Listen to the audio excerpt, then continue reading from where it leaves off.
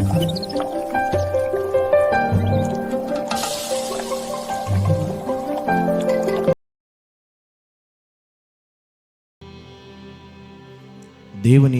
మహోన్నతమైనటువంటి నామమునికి మహిమ ఘనత ప్రభావం కలుగునుగాక.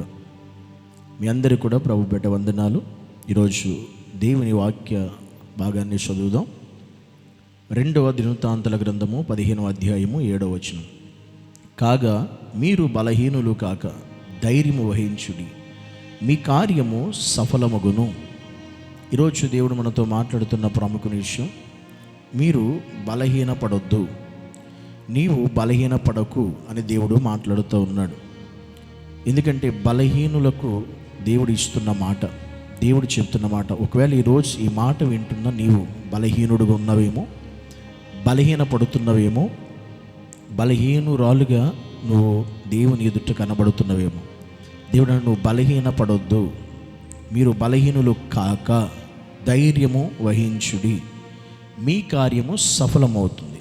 అంటే ఏ విషయంలో నువ్వు బలహీనుడు అయిపోతున్నావో, బలహీనురాలు అవుతున్నావో, ఆ విషయంలో దేవుడు నువ్వు బలహీనుడు అవ్వద్దు, బలహీనురాలు కావద్దు అన్నాడు. ఎందుకంటే ధైర్యం తెచ్చుకో. ఏ విషయాన్ని బట్టి ఒకవేళ ఆ విషయం నీ జీవితంలో జరగదని, అవ్వదని, ఇది అయ్యే అవకాశం కూడా లేదని నిన్ను నీవే బలహీనపరుచుకునే స్థితిలోకి వెళ్ళిపోతున్నావేమో. అందుకే ఈరోజు దేవుడు మాట్లాడుతున్నాడు. అలాంటి వారు ఈరోజు ఎవరున్నా ఈ మాటలు వింటున్నా, నీ పరిస్థితిని బట్టి నీవే బలహీనపరుచుకుంటే దేవుడు నీతోనే మాట్లాడుతున్నాడు. బలహీనపడొద్దు, ధైర్యం తెచ్చుకో, నీ కార్యము సఫలమవుతుంది అని దేవుడు నీతో మాట్లాడుతున్నాడు.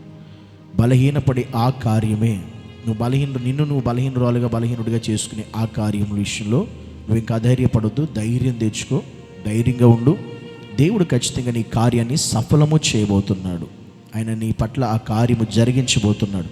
అది జరగదేమో, అవదేమని నువ్వు నిరుత్సాహపడొద్దు, బలహీనపడొద్దు.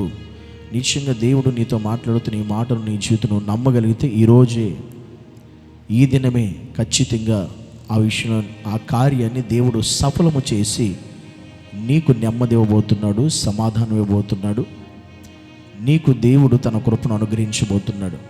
కనుక బలహీనపడుతున్న ప్రియ సహోదరి సహోదరుడా, దయచేసి రోజు ఈ మాటను బట్టి నువ్వు ధైర్యంగా ఉండాలని, ధైర్యం తెచ్చుకోవాలని, ఎట్టి పరిస్థితుల్లో బలహీనపడొద్దు. నేను ధైర్యపరిచే దేవుడు ఉన్నాడు, నీ కార్యము సఫలము చేసే దేవుడు నీకు తోడై ఉన్నాడు అని గ్రహించి ధైర్యం తెచ్చుకుని ముందుకడిగే, దేవుడు అధైర్యపడకుండా, కుంగిపోకుండా, బలహీనపడకుండా ఆయన మీద మాత్రమే నమ్మిక ఉంచి, విశ్వాసం ఉంచి ముందుకు వెళ్ళు.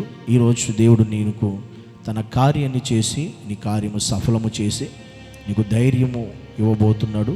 అట్టి కృప ఈరోజు ఈ మాటలు వింటున్న నీ జీవితంలో దేవుడు నిశ్చయముగా ఈ కార్యము జరిగించి సహాయం చేసి నిన్ను నడిపించునుగాక. ఆమేన్. యేసయ్యా నీకు వందనాలు, స్తోత్రాలు ప్రభువా, నీకు వందనాలు చెల్లిస్తున్నాను. ఈరోజు నాయన ప్రభువా, ఎవరైతే బలహీనపడిపోతున్నారో, బలహీనురాలుగా అవుతున్నారో వారందరినీ మీరు దర్శించి ఈ దినమే వారికి ఉన్న ప్రతి బలహీనపడే పరిస్థితిలో నుంచి విడిపించి ధైర్యపరిచి నీ కార్యము వారి పట్ల సఫలము చేయమని యేసుక్రీస్తు నామం పేరిట ప్రార్థించి అడిగి వేడుకుంటున్నాము మా పరమ తండ్రి. ఆమేన్.